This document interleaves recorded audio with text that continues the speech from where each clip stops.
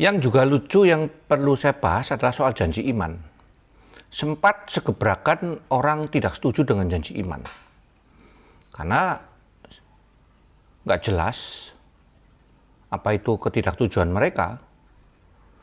Tapi aneh aja ketika orang menghakimi tentang janji iman lalu mengatakan itu sebagai sesuatu yang salah. Padahal janji iman itu kan harus dilihat sebagai satu komitmen, tantangan kepada jemaat untuk berbagian di dalam katakanlah pembangunan gereja, Natalan, dan lain-lain dengan kerelaan sendiri untuk ikut berbagian di dalamnya, untuk ikut terlibat melalui keuangan. Sehingga janji iman itu harus dimaknai sebagai satu, janji orang-orang beriman. Yaitu saya yakin Tuhan akan memberkati ke depan, dan jika Tuhan memberkati saya akan memberikan sekian. Jadi menurut saya kan itu hal yang baik sekali, semacam tanda petik ya, nazar di zaman dulu. Tapi ini tentu bukan nazar karena apa, tetapi hanya karena ingin berbagian saja di dalamnya. Dan tentu diberikan kalau ada berkat yang membuat kita mampu memberikannya. Nah, memang janji iman menjadi salah jika satu, dipaksa, mesti janji iman. Yang kedua, dalam pelaksanaannya kemudian ditagih satu-satu. Lalu kalau enggak diumumkan, jika orang menjadi malu dan lain-lain, itu menurut saya memang nggak benar.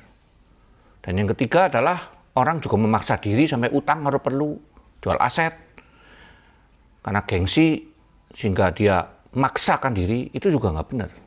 Tapi kalau orang dengan sadar bahwa saya mau berbagianlah. Kenapa janji iman itu dilakukan? Sebenarnya sebagai organisasi, gereja perlu mengerti berapa budget yang diperlukan, lalu ketersediaan dana secara dari dalam itu berapa ke depannya. Sehingga dilibatkanlah keseluruhannya. Sebenarnya berapa sih yang ada di dalam benak dan hatimu. Bagaimana kalau nggak tercapai? Bagaimana kalau sudah berjanji sekian juta setiap bulan, tapi nggak mampu? Ternyata di luar dugaan usahanya turun, bangkrut, atau ada keperluan mendesak lain yang sungguh-sungguh memang tidak bisa dihindarkan, semacam orang tua sakit lah, memelihara orang tua, atau untuk anak sekolah. Ya tentu nggak usah maksa, karena itu berbicara soal kerelaan di dalam diri kita untuk berbagian di dalam pekerjaan Tuhan. Jadi sebenarnya ada persoalan apa dengan janji iman itu? Yaitu janji yang dilakukan oleh orang-orang beriman, yang percaya kepada Tuhan. Orang-orang yang dengan imannya percaya Tuhan memberkati, dan ketika itu berkat itu ada, saya akan berikan sebagian untuk ikut berbagian dalam pekerjaan Tuhan, dan itu adalah kehormatan. Harusnya berbagian dalam pekerjaan Tuhan itu adalah privilege. Karena persembahan itu kan harus kosher.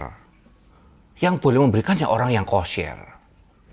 Anda pikir setiap orang boleh mau membangun rumah Tuhan? Daud ditolak, enggak. Aku nggak mau, yang bangun Salomo aja. Apa Salomo lebih bagus dari Daud? Enggak juga. Istrinya 1000.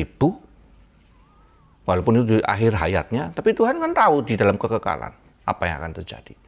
Jadi semua perlayakan dari Tuhan kepada orang-orang itu adalah privilege bagi kita. Engkau layak memberi. Jangan kira, oh saya sudah ikhlas. No, belum tentu. Ikhlas kalau Tuhan nggak mau kamu kasih, ya banyak cara Tuhan bisa lakukan untuk engkau tidak memberi. Jadi berhentilah memasalahkan janji iman kecuali memang menyimpang. Kalau ada janji iman yang menyimpang, saya juga akan ikut ribut. Atau ya kalau memang Anda tidak setuju dengan istilah janji iman, ya sudahlah, usulkan aja. Pakai istilah apa? Janji orang saleh atau janji jemaat, ya. Itu kan hanya masalah istilah doang. Tapi esensi yang harus Anda pahami baik-baik. Kecuali ya janji iman itu diiming-iming gini. Kalau kamu memberi akan dapat 100 kali lipat. Itu kita lawan habis-habisan. Karena itu bukan persembahan yang sukarela dengan kasih. Tetapi persembahan yang diberikan karena kayak orang pasang togel itu loh. Saya zaman pasang porkas ya. Dapat 2 angka. 300 perak dapat 24.000. 300 perak kalau 3 angka waktu itu dapat 150.000. Jadi kalau Anda pikir kasih janji iman dapat berlipat-lipat, itu pasang togel aja. Henok Walk.